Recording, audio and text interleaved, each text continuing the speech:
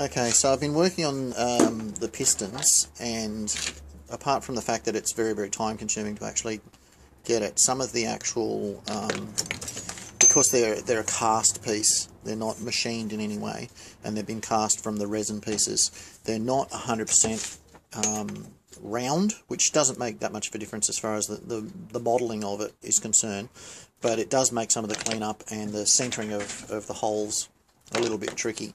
The first issue I had with the actual size of them is trying to drill them by hand is quite tricky in trying to keep that line running on a correct center through the actual piston itself. So I've got a bench drill, but it was only a very, very short one. So I've modified it to be floor mounted, which means I've been able to actually increase the height as long or short as I like now. So that's made life a lot easier, which means I can center those holes. Once I've done that, I've done a really simple modification on my woodwork lathe, which is just this little piece of emery cloth that's actually folded over. I don't have a locking chuck to actually lock on the metal, so what it basically does is it's been folded in half. It's a little bit abrasive, it's probably about an 80 grit abrasion to it, and I've just punched a hole through there, and it's doubled over so that the abrasiveness of the paper is actually what's gripping the piece. So I thought I'd quickly demonstrate how that works.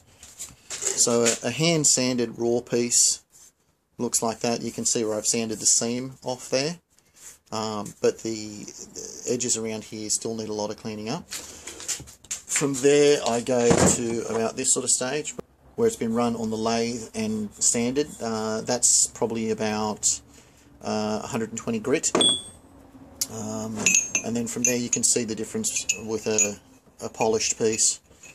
Again, I just leave that on the lathe and actually run through different stages of polishing. So again, I'll show you how that works.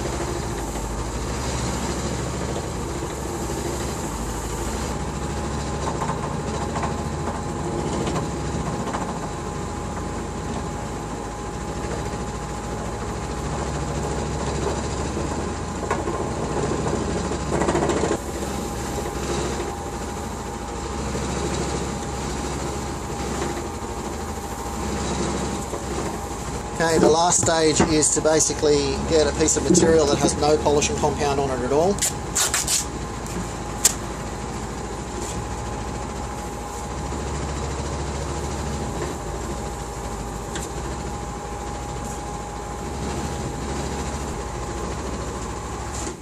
There you have it.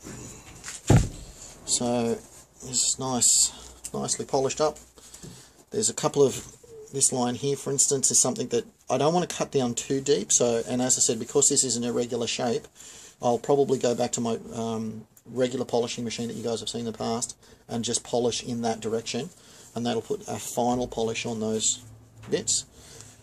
That's quite warm, so that's nice and shiny, but it's left me with that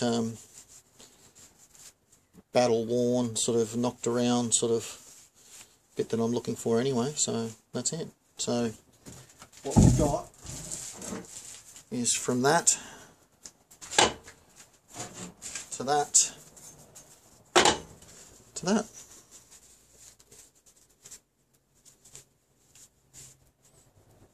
And that's the process I'm using for the pistons.